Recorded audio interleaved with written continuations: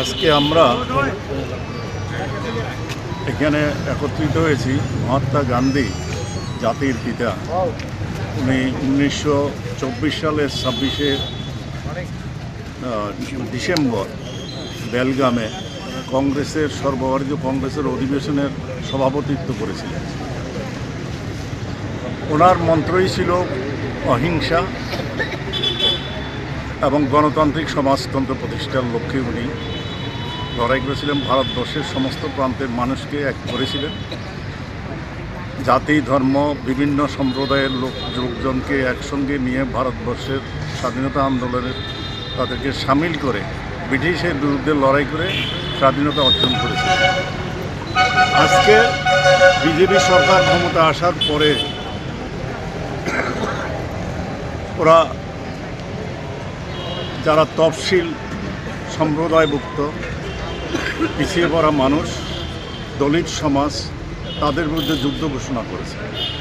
তাদের সমস্ত অধিকারকে কেড়ে নেওয়ার চেষ্টা করছে এবং সেই জন্য সংবিধান সংশোধনের পথে হাঁটছে।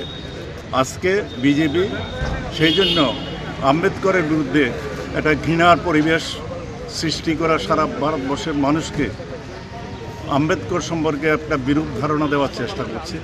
পার্লামেন্টে দাঁড়িয়ে ভারতবর্ষের স্বরাষ্ট্রমন্ত্রী যে বক্তব্য রেখেছেন আম্বেদকর সম্পর্কে, সেটা আজকে সারা ভারতবর্ষের মানুষ দুঃখিত। বিশেষ করে তফসিল জাতি সম্প্রদায়ভুক্ত এবং পিছিয়ে পড়া যারা দলিত সমাজের মানুষ, তারা আজকে বুঝতে পেরেছে যে বিজেপি উচ্চবর্ণ এবং কয়েকজন শিল্পপতির জন্য কাজ করছে এবং তফসিলভুক্ত জাতি যারা মানুষ দলিত, তাদের অধিকার ছিনিয়ে নেওয়ার চেষ্টা করছে এবং সেটা ছিনিয়ে নেবে। তার বিরুদ্ধে আজকে সারা ভারতবর্ষে আজকে ধিক্কার জানাচ্ছে মোদী সরকারের বিরুদ্ধে।